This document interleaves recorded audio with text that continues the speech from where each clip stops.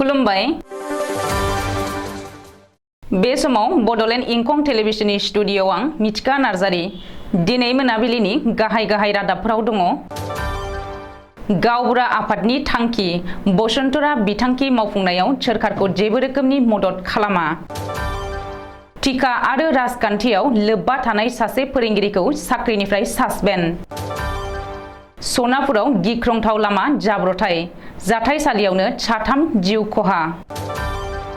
बर' बिजोंनि गंफ्रोमबो फरायसालियानो गुन गोनां सोलोंथाइ होनाय आरो माहारिबादनि गुदि जानांगोन बुंदों खनीन्द्र बसुमतारी।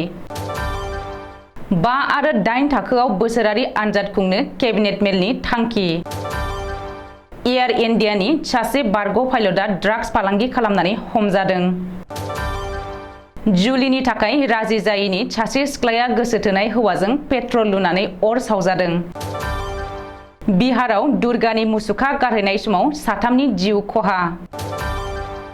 8 अक्ट'बर खालि क'क्राझारनि रुपनाथ ब्रह्म भवनाव बर' थुनलाइ आफादनि मावफुं जथुम। गिबि खेबनि थाखाय बिटिआरआव 6 schedule council premier football league खुंफुंजागोन फैगौ 9 अक्ट'बर खालारनिफ्राय। दानिया फै आबुं रादाबाव।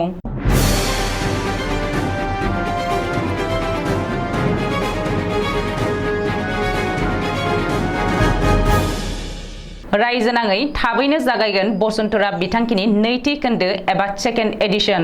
नाथाय बसुन्धरा बिथांखिनि नैथि खोन्दोआव सोरखारखौ जेबो रोखोमनि मदद खालामा होननानै थांखि लादों आसाम सोरखारि गावबुरा आफादा। मख'नो गोनांदि आसाम सोरखारा हा हुजों लोब्बा थानाय जायखिजाया जेंनाखौ सुस्रांनाय आरो सोदांनायनि थाखाय बसुन्धरा बिथांखिखौ लाबोदों। बे बिथांखिनि गिबि खोन्दो मावफुंनायाव गावबुरा एबा गामिगोराफोरा गोब्राब नाजाथाबनानै जाफुंहोनायखौ नुनो मोनदोंमोन। गिबि खोन्दोआ गाहामैनो जाफुंनायनि थाखाय रायजो सोरखारा रेभिनिउ बिफाननि मावख'गिरि आरो मावफारियाफोरनो बान्था महरै दानसेनि सरजाबफानाय दान बान्थाबो होदोंमोन। नाथाय बसुन्धरा बिथांखिनि गिबि खोन्दोखौ जाफुंसार खालामनायाव गोख्रों मावसोमनाय गावबुराफोरनो बान्था होनायाथ' गोजाननि बाथ्रा। बै गावबुराफोरखौ आसाम सोरखारा जेबो रायखाङाखैसै। बरंस बसुन्धरा बिथांखियाव मावसोमनाय गावबुराफोरनो 5,000 रां होगोन होननानै रेभिनिउ बिफाननि मन्थ्रिया फोसावनायखौबो सोरखारा दासिमबो होआखै। मख'नो गोनांदि सोरखारा बेबायदि थगायनायनि थाखाय आसाम सोरखारि गावबुरा आफादा गोख्रों खुद्रिसारदों आरो बसुन्धरा बिथांखिनि जानो गोनां नैथि खोन्दोनि जायखिजाया हाबाफारियावनो रायजो सोरखारखौ जेबो रोखोमनि मदद खालामा होननानै थांखि लादों। हाइलाकान्दि जिल्लायाव टिका मावनाय आरो राजखान्थियाव लोब्बा थानाय सासे फोरोंगिरिखौ सासपेन्ड खालामदों। हाइलाकान्दि जिल्लानि डिस्ट्रिक्ट एलिमेन्टारि एडुकेसन अफिसार सुंज्योयै डिअ'आ टिका मावनाय आरो राजखान्थियाव लोब्बा थानाय सासे फोरोंगिरिखौ साख्रिनिफ्राय सासपेन्ड खालामदों। साख्रिनिफ्राय सासपेन्ड खालामजानाय फोरोंगिरिखौ 807 नं आपिन आर.ए. गुदि फरायसालिनि लोगो फोरोंगिरि आशिष दास होननानै सिनायथिनो हादों। अजद थिखांनाय बायदिब्ला आशिष दासआ गुदि फरायसालियाव फोरोंगिरि साख्रि मावनायजों लोगोसे टिका गुबुन फालांगि मावोमोन आरो राजखान्थि हान्जाजों थोंजों सोमोन्दो दंमोन। बेनि अनगायैबो गावनि आयनिख्रुइ बांसिन सम्पथि थानायनि अजद थिखांदों आशिष दासनि हेंथायै। मख'नो गोनांदि थांनाय गुणोत्सवनि समाव आशिष दासआ सोलोंथाइ मन्थ्रिखौबो लोगो हमदोंमोन आरो गावखौनो एमपि कृपानाथ मल्लनि थान्दै होननानै सिनायथिनो होदोंमोन। सनापुराव गिख्रंथाव लामा जाब्रथायजों साथाम सुबुङा जाथायसालियावनो जिउ गोमादों। थांनाय हराव सनापुरनि नाजिरायाव 37 नं राजा लामायाव जादों बे गिख्रंथाव लामा जाब्रथाया। लामा सेराव लाखिनानै दोननाय गंसे ट्राकआव जोबोद गोख्रैथिजों फैनाय गंसे स्विफ्ट डिजायार गारिया सौग्रावनायाव बे गिख्रंथाव जाब्रथाया जायो। मिथिनो हानाय बायदिब्ला गुवाहाटी फारसे फैनाय AS 01 BH 9714 नम्बरनि स्विफ्ट डिजायार गारिया थांनाय हराव लाखिनानै दोननाय ट्राकआव सौग्रावनाय जाथायाव काराव थानाय साथाम सुबुङा जाथायसालियावनो जिउ गोमायो। बबेखानि बे खौरांखौ सुजुनाय समहालागै जाब्रथायाव जिउ गोमानाय साथाम सुबुंखौ सिनायथिनो हानाय जायाखै। बबेखानि बे गिख्रंथाव जाब्रथायनि उनाव जायगानि पुलिसआ जाथायसालियाव थांनानै साथामनिबो गोथै सहखौ बोखांहोयो आरो पस्टमर्टेमनि थाखाय दैथायहरो होननानै मिथिनो हादों। बिजनी बर' बाजाराव थानाय इउएन एकाडेमिनि थामथि फरायसालि गायसनथाय सानखौ दिनै फरायसालिनि लांगोनायावनो सानसेनि मेहेरगोनां हाबाफारिजों खुंफुंदों। हाबाफारि बायदियै इउएन एकाडेमिनि फिरफिलाखौ बिरहोनानै बड'फानि मुसुखायाव बिबार बावजेनो बर' बाजार इउएन एकाडेमिनि बोसोनगिरि कातिनाथ बर'आ। गायसनथाय सानजों लोब्बा लाखिनानै खुंनाय गेवलां सावरायनायाव गाहाय आलासि महरै बाहागो लायो एबसुनि गाहाय नेहाथारि कनिन्द्र बसुमतारिया। कनिन्द्र बसुमतारिया गाहाय आलासि महरै बाहागो लानानै बर' हारियाव इउएन एकाडेमिखौ गायसननायनि थांखि आरो नोजोरफोरखौ गुवारै फोरमायनानै होनानै बर' बिजोंनि गंफ्रोमबो फरायसालियानो गुन गोनां सोलोंथाइ होनाय आरो माहारिबादनि गुदि जानांगोन होननानै बिबुंथि लाखियो। लोगोसे सांग्रां बिमा बिफा आरो दिथागिरिफोरनि सिमाङा हास्थायनाय बायदियै जाफुङो होननानै साफ्रोमबो बर' बिमा बिफाफोरखौ सांग्रां जानो थाखाय कनिन्द्र बसुमतारिया खावलायो। गेवलां मेलखौ बेखेवनानै होयो बिटिआरनि मावफुं सोद्रोमा धनन्जय बसुमतारिया आरो हाबाफारियाव जर'खा आलासि महरै बाहागो लायो दुलाराय बर' फरायसा आफादनि बारग' बुंथिगिरि पनिन बर'आ।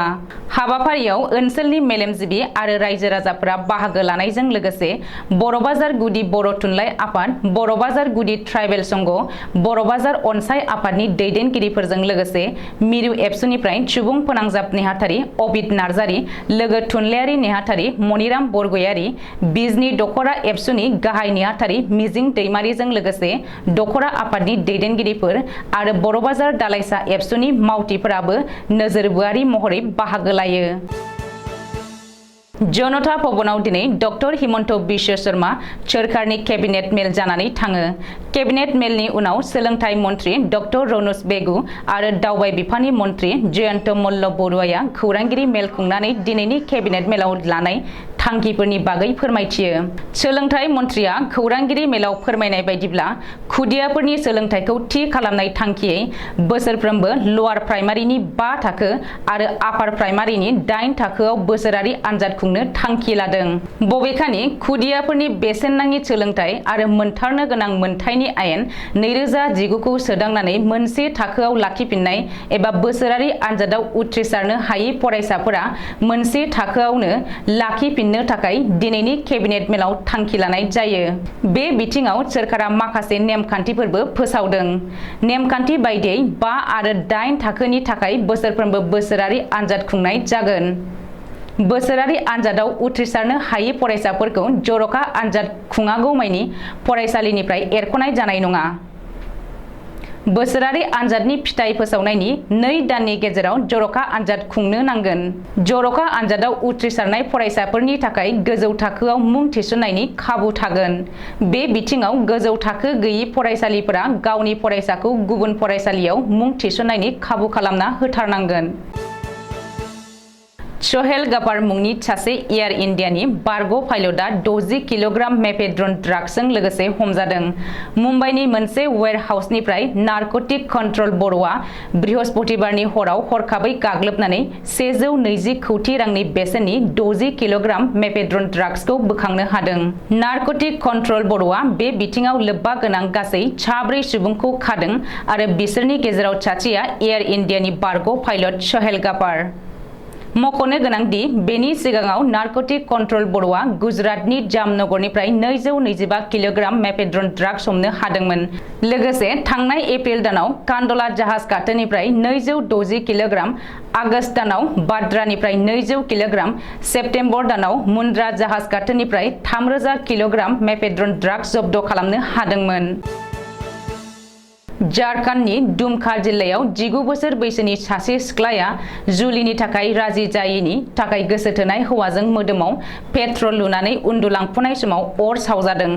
थैनायजों जुजिनाय हिन्जावसा एबा सिख्लाया आथिखालाव रांचीनि राजेन्द्र इन्स्टिट्यूट अफ मेडिकेल साइन्सआव फाहामथाय लागासिनो दङ होननानै सुलुङाव फोरमायदों। राजेश राउत मुंनि सासे सेंग्राया बे मुगैथाव खामानिखौ मावदों होननानै दुमका पुलिसआ मिथिहोदों। बिहारनि राजधानी पाटनानि गंगा दैमा सम्बलपुर गाथोनाव बृहस्पतिबारखालि दुर्गा मूर्ति एबा मुसुखाखौ गारहैनाय एबा बिसर्जन खालामनो थांनानै साथाम लाइमोना गंगा दैमानि दाहाराव गबनानै जिउ खोमानांदों। साप्रानिफ्राय सम्बलपुर गाथोनाव लाबोनानै दुर्गानि मुसुखाखौ गंगा दैमायाव फोजावहरनो लानाय समावनो अभिषेक कुमार 19 बोसोर, रोहित कुमार 15 बोसोर आरो अभिनाथ कुमार 20 बोसोर मुंनि साथामबो गंगा दैमायाव गोदोलांनानै थैदों होननानै पाटना पुलिसनि सुलुङा फोरमायदों। मख'नो गोनांदि बेनि सानसे सिगाङाव विजया दशमी खालि दुर्गानि मुसुखाखौ गारहैनाय समाव राजस्थाननि आमजेराव साबा आरो सोनाब बंगनि जलपाइगुरि जिल्लायाव माल दैमानि दाहारजों बुखार जानानै 8 सुबुंनि जिउ खहा जादोंमोन आरो गोबां गोमादोंमोन। बर' थुनलाइ आफादनि 62थि बोसोरसालिया जथुम्मानि खालार थि खालामनाय 16 नभेम्बर 2022 बर' थुनलाइ आफादनि जोनोम सानखौ दिल्लीयाव खुंहैनाय आरो 11-12 थाखोनि फराफारि बिजाब सुजुनायनि बागै सावरायनो थाखाय फैगौ 8 अक्ट'बर खालि क'क्राझारनि रुपनाथ ब्रह्म भवनाव फुंनि 11 रिंगायाव मोनसे मावफुं जथुम लिंथुमदों मिरु बर' थुनलाइ आफादा। आफादनि आफादगिरि धरेन बर' आरो गाहाय नेहाथारि प्रशान्त बर'मोनहा मोनसे खौरां बिबुंसारनि गेजेरजों मिथिहोदों। लोगोसे बे मावफुं जथुमाव गासैबो जिल्ला आफादनि आफादगिरि आरो गाहाय नेहाथारि मावफुं सोद्रोमा आरो 62थि बोसोरसालिया जथुम्मानि बानजाय आफादनि बिबानगिरिमोनखौबो मेलाव बाहागो लानो खावलायहरदों। गेलेनाय बिथिंखौ जौगाखांहोनाय आरो थुलुंगाखां होनाय थांखिजों बिटिआर खुंथायनि बानजायनायाव गिबि खेबनि थाखाय फैगौ 9 अक्ट'बरनिफ्राय जागोन इन्टार 6 शेड्युल प्रिमियार लिग 2022। बे प्रिमियार लिगआ बाक्सा जिल्लानि बाथौफुरि गेलेग्रा फोथारावबो खुंजागोन। जायनि थाखाय बिटिआरनि मावफुं सोद्रोमा राकेश ब्रह्मआ खौरांगिरि मेलनि गेजेरजों फोरमायथियो। बाक्सा जिल्लानि मसलपुराव फैगौ अक्ट'बर दाननि 10, 12, 14, 16, 18 आरो 22 खालाराव गासै मोनबा हानजानि गेजेराव बे बादायलायनाया सोलिगोन, जायनि थाखाय फारफ्रोमबो बिथिङावनो साखाफारा जानायखौ मावफुं सोद्रोमा राकेश ब्रह्मआ फोरमायथियो। बिटिआर हालामनिफ्राय रोंगौथि गोनां जोलुर गेलेगिरिफोरखौ सायख'नानै जार्मान, स्वीडेन, इंलेन्ड बायदि हादोराव फोरोंथाय लानो थाखाय दैथायहरनो थाखायबो सोरखारा थांखि लानाय बाथ्राखौ मिथिहोदों मावफुं सोद्रोमा राकेश ब्रह्मआ। मख'नो नांगोन दि सा-सानजा रायजोनि 6 शेड्युल एरियानि अट'नमास काउन्सिलफोरखौ लानानै जोलुर बादायलायनाय खुंफुंनो बिटिआर सोरखारनिफ्राय बेनो गिबि खेब आरो जारिमिनारि। दिनै मोनाबिलिनि रादाबा एसेनोसै। गोजोन्थों।